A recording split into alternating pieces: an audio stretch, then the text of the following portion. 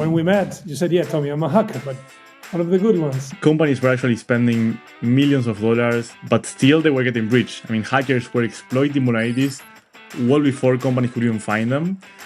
And that was when I realized, okay, this is something big. This is what I want to start. Don't wait for things to happen or to planets to align or anything. Just start. Do it regardless if there's a person, if there's a team, if there's a co-founder. I'm not gonna lie, it's difficult, of course. It's full of ups and downs. But if you really want to change something for the good and you really want this, the rewards are amazing. My best advice is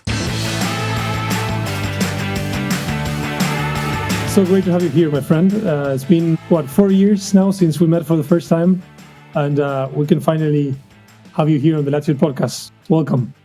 Thanks so much. No, it's a pleasure. I was catching up with Brian actually the past week in Porto Alegre, and yeah, it's been great being close to you, both of you, and especially you in Punta del Este. Although I'm in New York right now, but during the last 4 years, so it's amazing, and I really appreciate all of the support you always given to me, to us. So it's amazing to be here. My pleasure, Santi. And of course, as you say, like being early investors in your pre-seed, like seeing you raise that Series A round beginning of this year. The first time I met you in person, I think it was here in Punta del Este. We had lunch, and I vividly remember the moment where I said, we need to invest in this guy. And you weren't pitching a strike. You weren't pitching us your role as basically CISO in great companies, but you basically told us a more personal story. You told us that you had been diagnosed Crohn's disease, and that the doctor had told you that you basically three things, I think, Firstly, that you were unable, or he was prohibiting you of doing high impact sports. And then he also said, yeah, you had worse performance in school, if I'm not wrong. And what else did he say? That I wasn't going to be able to drink alcohol. I think you proved him wrong, didn't you? Yeah, you're right. And it's crazy how that story, because I remember like it resonated a lot in your mind. And you always keep remembering, and other people as well.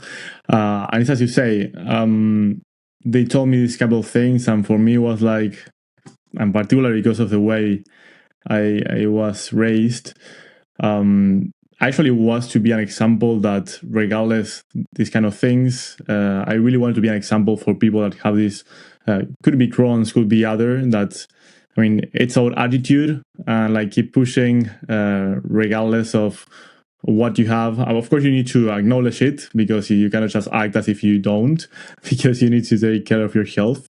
But leaving that aside, for me was that let's be an example so that other people that are in the same situation, they can see other examples in which people have these kind of conditions or disease, and they can do what they love. And in my case, just following on that for 10 seconds, I did 4 or 5 years. That I was diagnosed when I was 12, so I was pretty early on in life.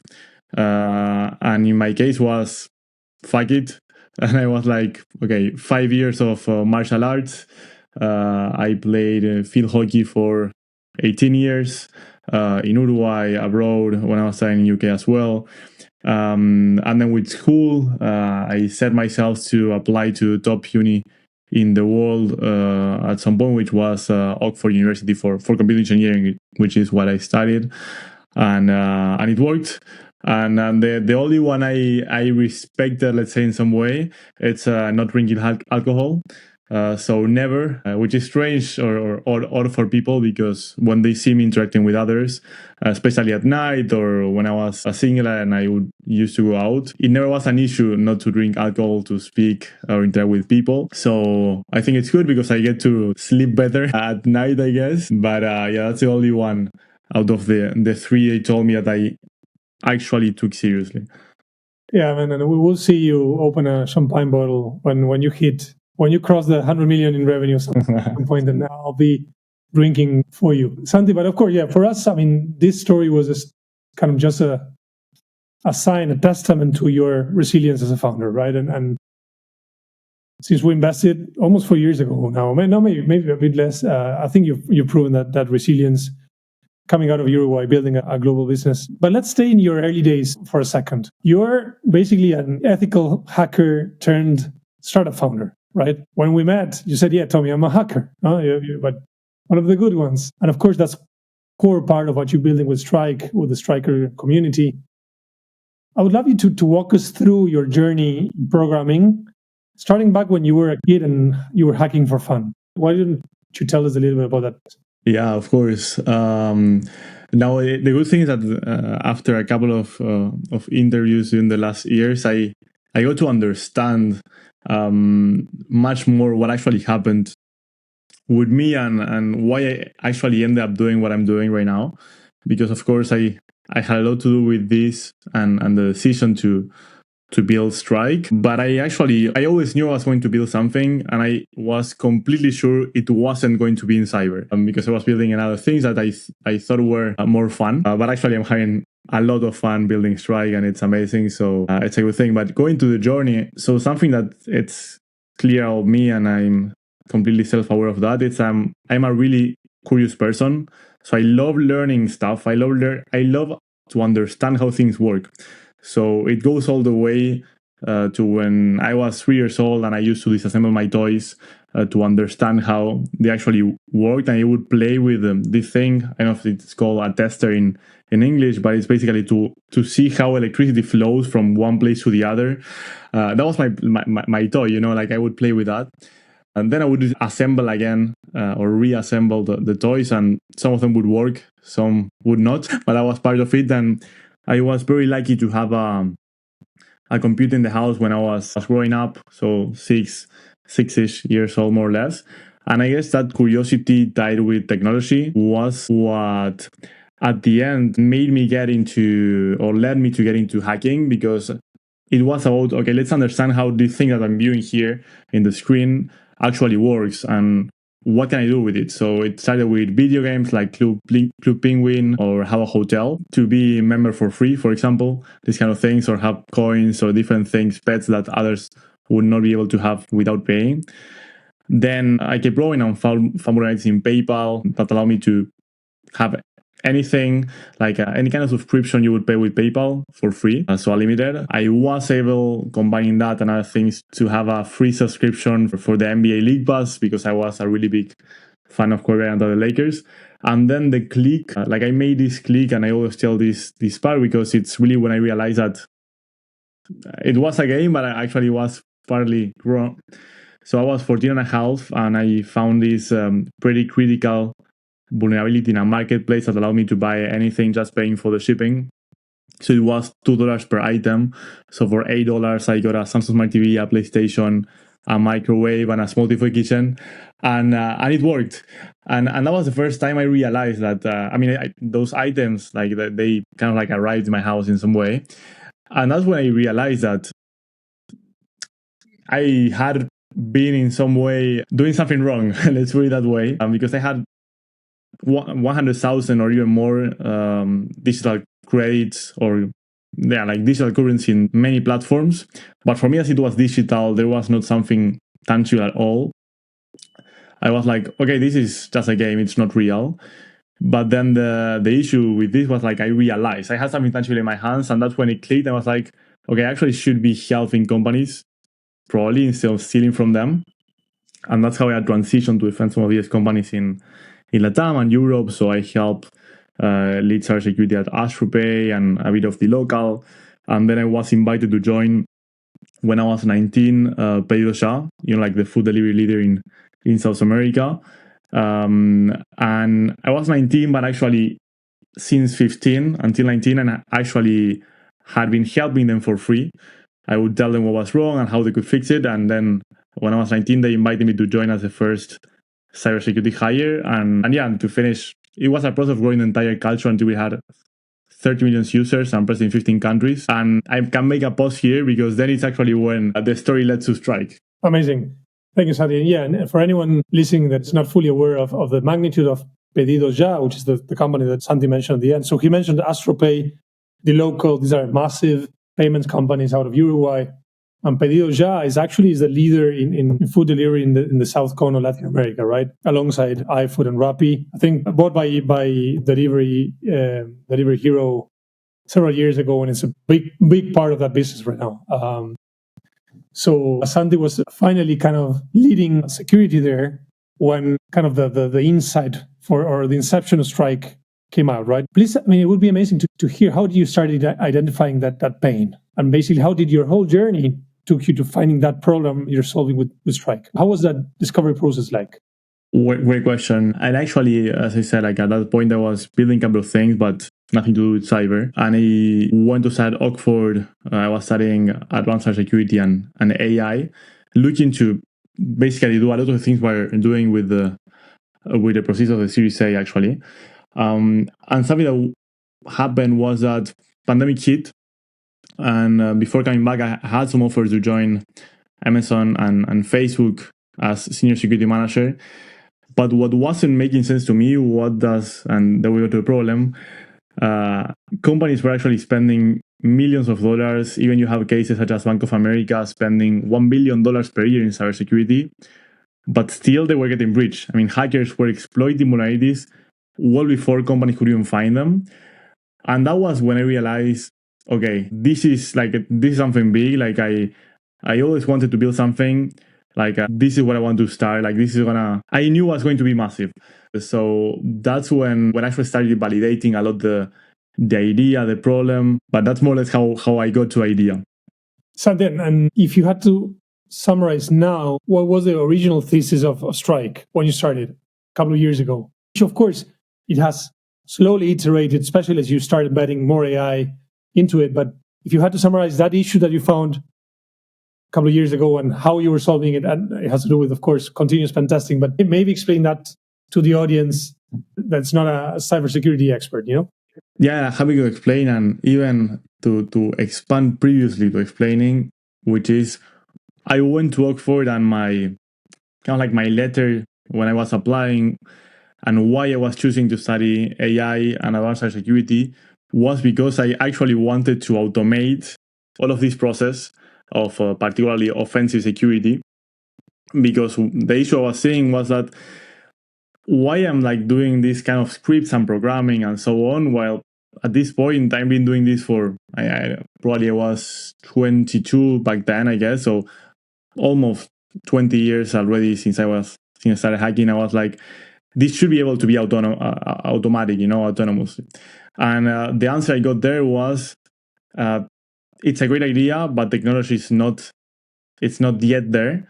It's gonna come. It's gonna take a couple of years, and we are here right now. So now going to what I wanted to solve, and I mentioned the problem in the past, but basically, companies and technology companies were spending a lot of money in offensive security, particularly on penetration testing, which is basically a process, for those that you might not have this clear.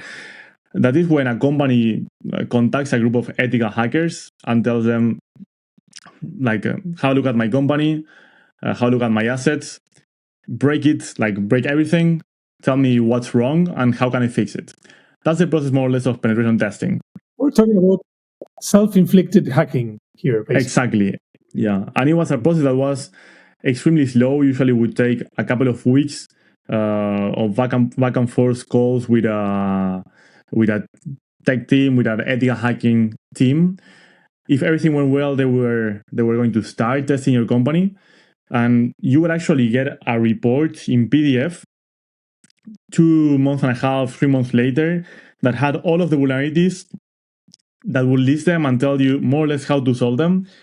But within or during those 3 months, you would have no visibility at all. If you were lucky at all, maybe you get a call or an email, but that's it. So then your tech team would need to upload those PDF to Jira or the management platform they were using. So it wasn't effective, it was expensive, it was slow, and it was based on poor and effective communication. So basically what we did with Strike was allowing this to be faster, more affordable, and with better communication and quality. So to get an idea, what used to take months, and now it takes hours or even seconds. And so we enable companies to launch multiple pen tests in just 2 hours, monitor these vulnerabilities in real time, And we are integrated with Jira, with Slack, Teams, and many other platforms. And when they need a PDF report for compliance, for a potential customer or the board, that's generated real time within 10 seconds, customizable. So again, not more months or things. And now, I'm not going to get much right now into that, but right now, of course, we're finally at the point in which we're leveraging AI and already are launching this month AI-led retesting. So we can automatically retest vulnerabilities when they have been found, automated reporting, and there's even a suggester of low vulnerabilities for security experts once they are testing applications. But I'm not going to get much into that right now. Thank you, Santi. So okay, we're there. That's the pain you identify. That's the thesis you build out with the early team, with Facu, your co-founder. You raised a small pre-seed from angels, basically. Ariel and Alvaro, co-founders of PedidosYa. Latitude, putting a very small check in that pre-seed round. And you start building, right? And here, I just want to spend 1 or 2 minutes because there's a lot of founders in our fellowship in LATAM that are dealing with the 0 to 1, right? Like how to ship that MVP. You just talked about how you disassembled toys and assembled them. What hacks did you discover in the 0 to 1 that you could share with other founders in that phase, So for me, I don't have to call them hacks, I guess, but of course the relationship there on that 0 to 1 phase, it's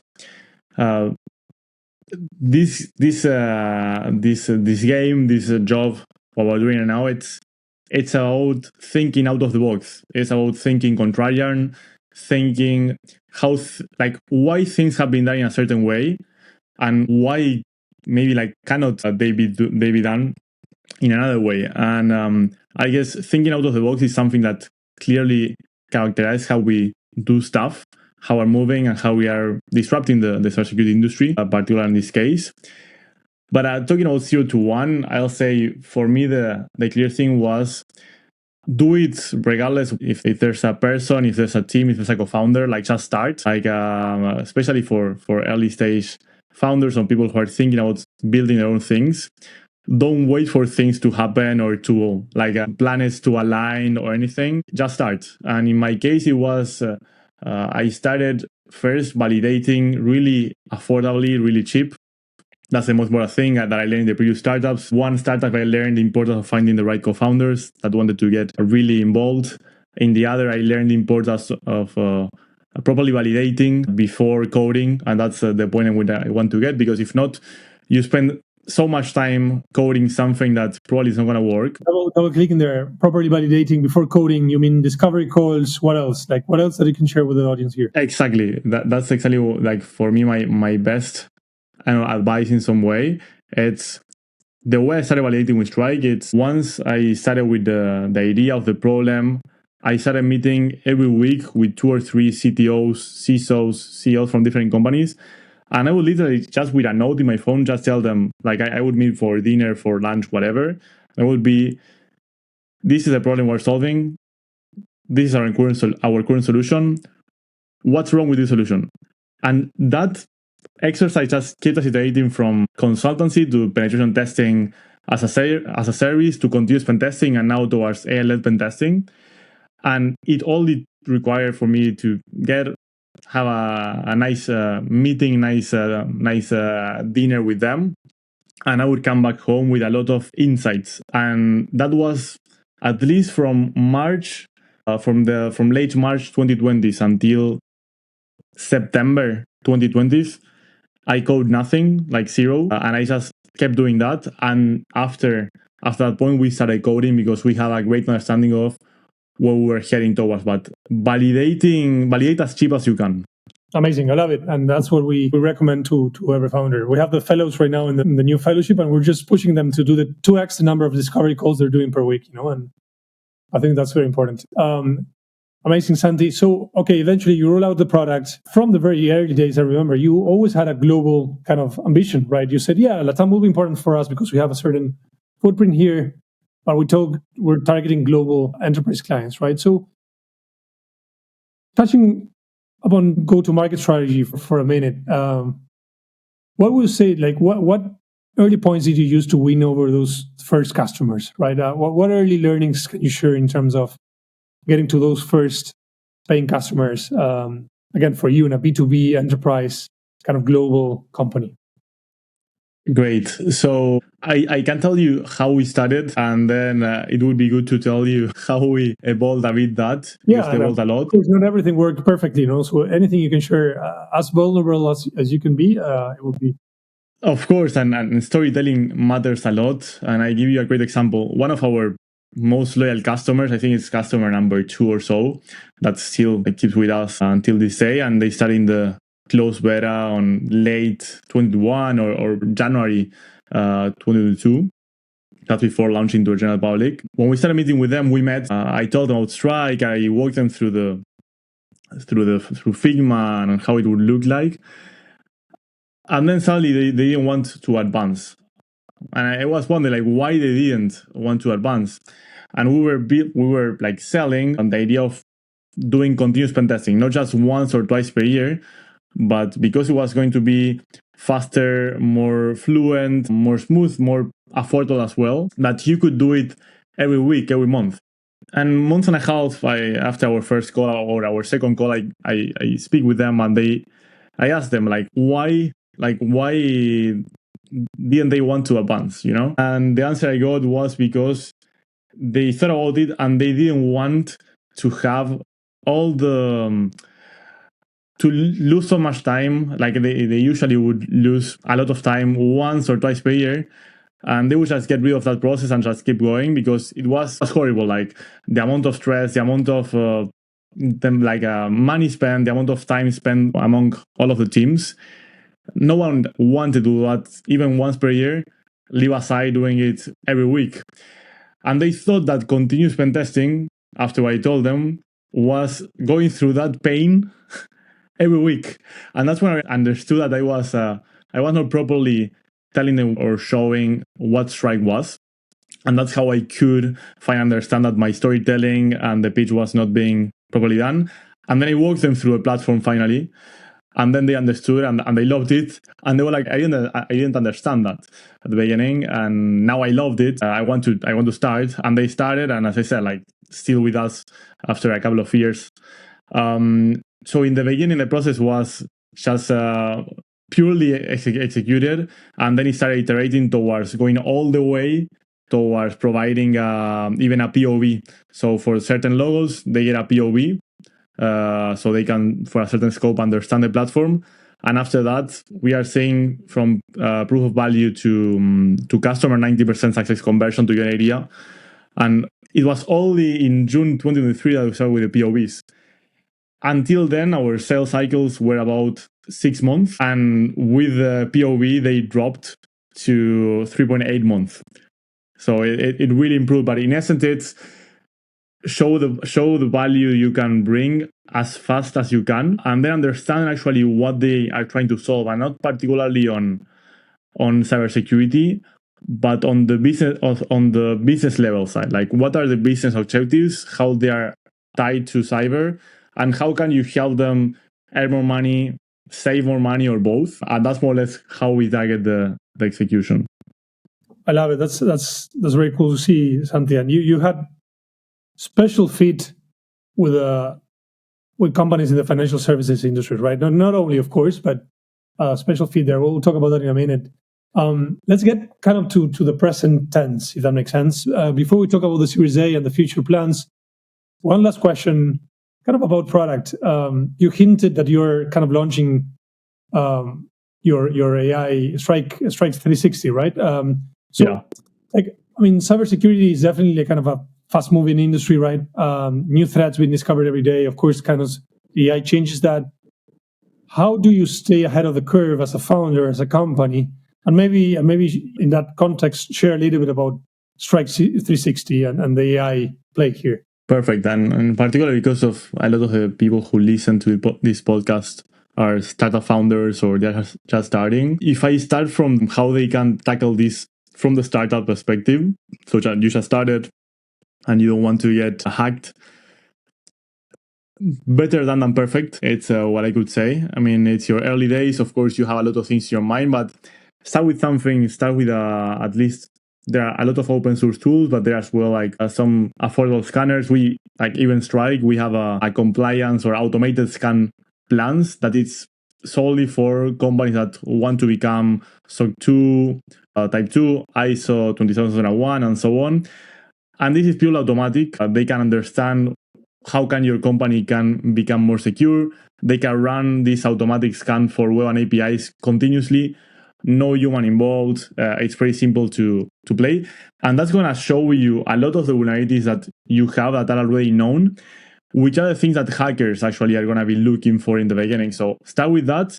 And then there are a lot of resources such as, I don't know, like OWASP Top 10 and so on, that I can share then in some case if you reach out to me, that can show you and teach you how to code securely.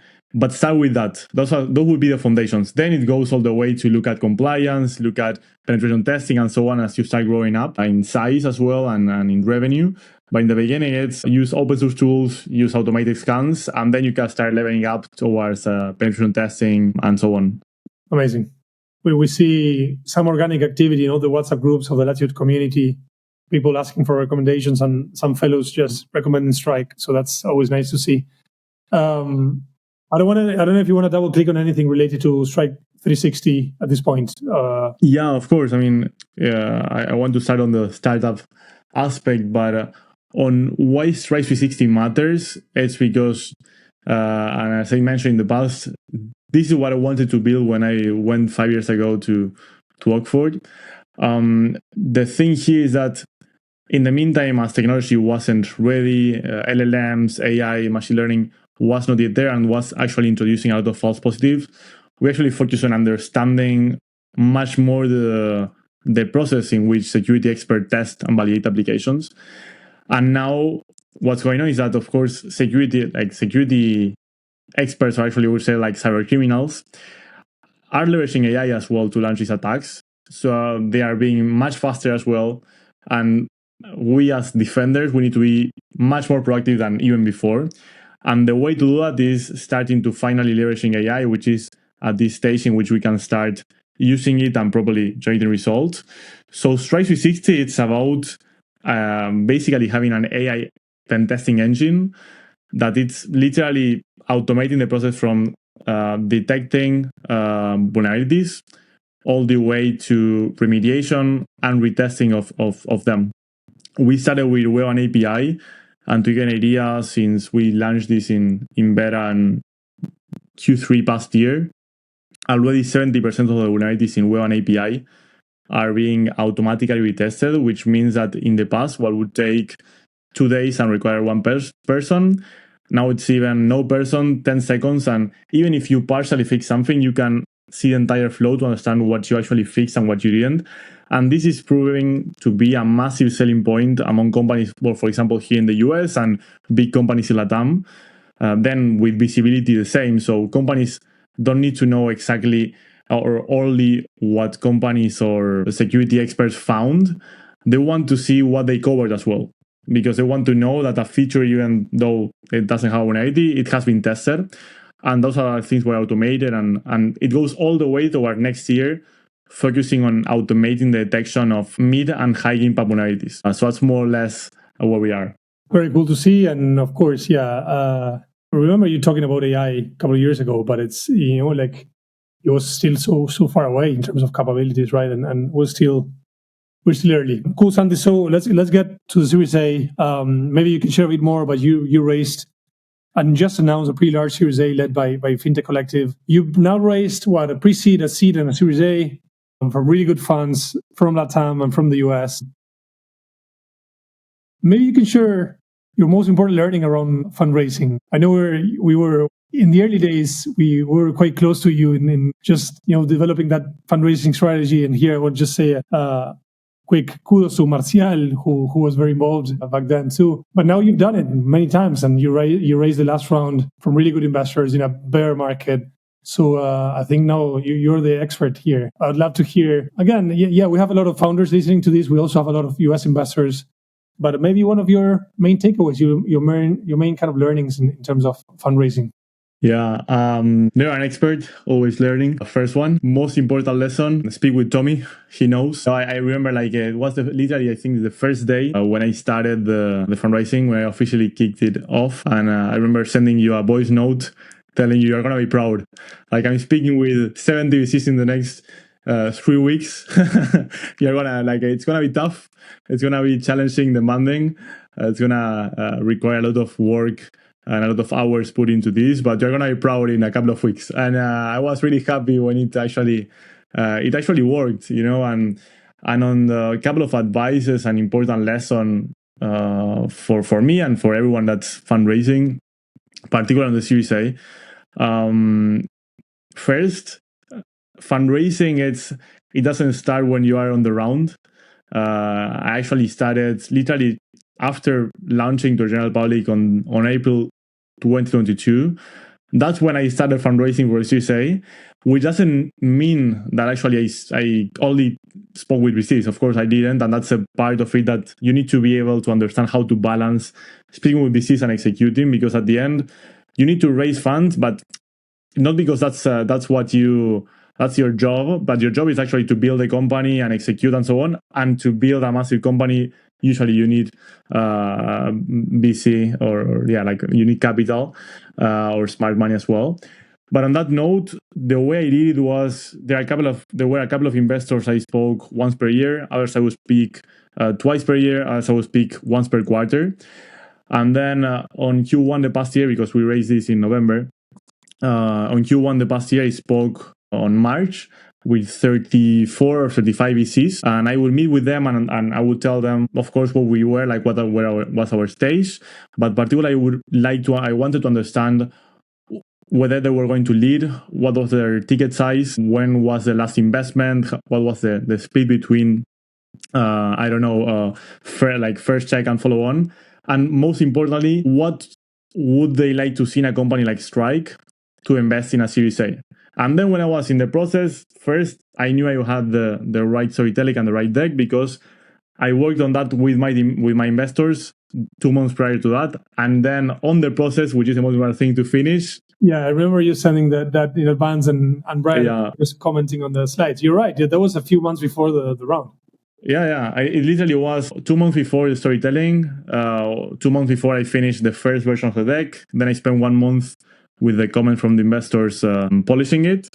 And then on the process, it was long. I set a definite timeline to raise. And then it was Monday to Sunday, like having a great understanding of the problem, the competitive advantage, the metrics, like the go-to-market strategy. And then the other thing, it's about attitude, and it's gonna be a lot of no's, and it's gonna be a lot of long days, and you need to get up and keep pushing. And that's the most important thing, like just keep positive thinking or a positive mind, because that's gonna be the thing that works. And at the end, the word is resilience, like keep going. And at the same time, what I said about the timeline, I said in my mind, I spoke with all of our investors that I was going to raise between the 15th of October and the 5th of December. And if I didn't, I was going to keep executing, and like I would just go back to executing and so on, because I didn't want it to be zombie fundraising. And that ended up being really good, because as I said, in the first 3 weeks, because of that, I spoke with 76 VCs. And by the Wednesday of the third week, I was already kind of like closing in some way. So fourth week, it was 38 VCs that I needed to tell. I need to tell them, hey, we're actually closing the round. So thanks for the support and so on. But we paused the process there. So it was demanding challenges, but very rewarding, particularly for the team, because of all the work they have done. Amazing. And you were just saying, so the finish line looked like Fintech Collective. Maybe share a little bit about the round, share how the Series A ended up looking. Oh, it was actually pretty good.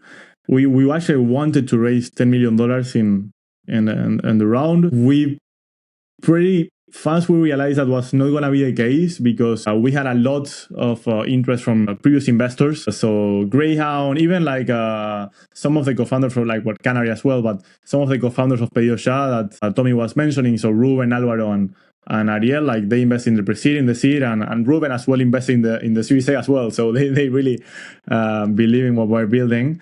But yeah, it was a Fintech Collective leading. But the thing was that out of the 10, it was impossible to raise.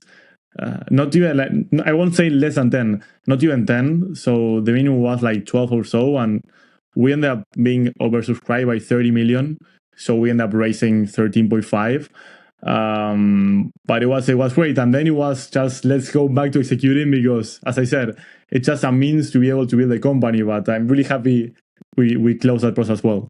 You're back in New York City, a building. I remember you calling me outside of a restaurant for quote unquote 2 minutes, talking about hey Tommy, I'm getting so much interest. How big should the round be? How much dilution? And then I think I made my dad wait for 20 minutes inside the restaurant. But yeah, you raised a great round in a very tough market. So hats off for that. Santi, 2 last very quick questions.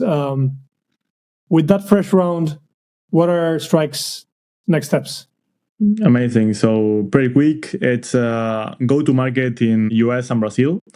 So we actually have already built, but always looking for great talent in Sao Paulo particularly, and then in US we're pretty much hiring particularly on the East Coast, although we are a bit spread. We already have in US like 12 people here, and in Brazil 7, and then Strike 360. So we set the foundations by building a AI, machine learning, data team, and it's combining academics, people who actually like PhDs and people who actually know how to code, and as well principal security experts. So that's the team that's behind Strike 360, and it's insane to see how actually this is evolving. It's like, I know it's really, you're seeing the disruption happening, and for me as a founder, it makes you like very happy. I'm proud of what the team is building.